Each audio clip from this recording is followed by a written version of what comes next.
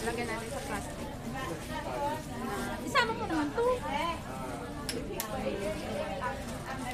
Mamaya, pag maglakad tayo, ito. Mas may bako.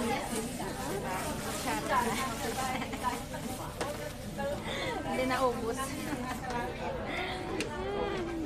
Hindi na ubos. Kailangan siya. Tray yan. Tray doon. Yung mga tray, lagay doon.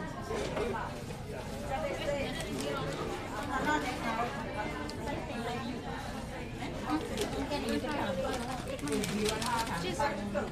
Kain ka ng marami para pumayat ako ng tumaba-taba.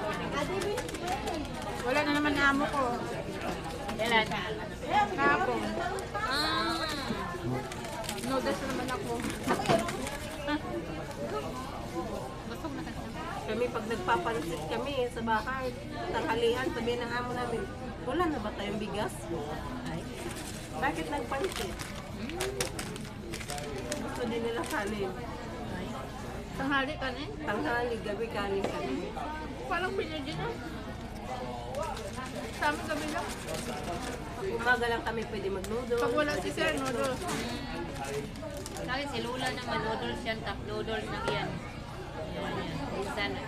Sa noodles. Tapos sa gabi lang ito magkanin. Ako naman, minsan gusto ko magkanin, kain.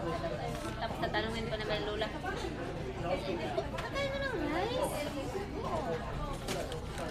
Yung amo ko ng lalaki, hindi na kaya. Ano lang, magluto ko doon. Pero namang yung sa gabi, hindi na ubos. So, hindi ko saan nasabahan. Tapos pag nagno-noodles ako, bigyan na lang ako ni Lola ng ano, ng mga fish ball, mga gano'n, mga bowl na binigay.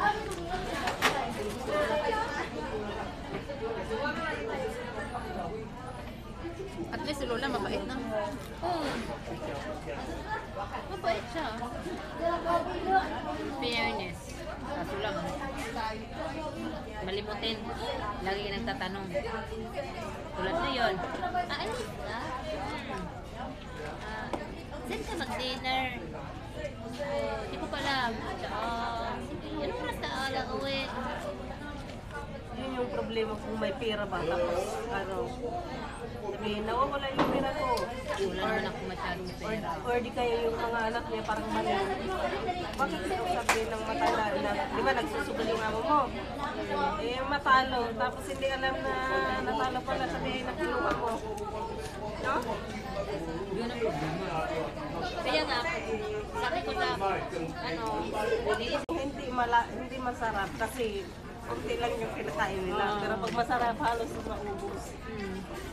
Yung bata lang guys, lagyan mo pa ng asin, ganun. Maalat na kasi sa akin, kaya hindi ko nilalagyan ng asin. Sabi ko sa kanya, doon na sa, ano mo, sa plato mo ilagay yung asin. Yung matanda parang hindi ba yung sasayo. Oo. Kasi sa amin, hindi mahilo yung matanda. Kung ano yung timpla ko, yun na yun. Yung mga bata lang, yung ano lang. Kasi mahilig siya sa maalat.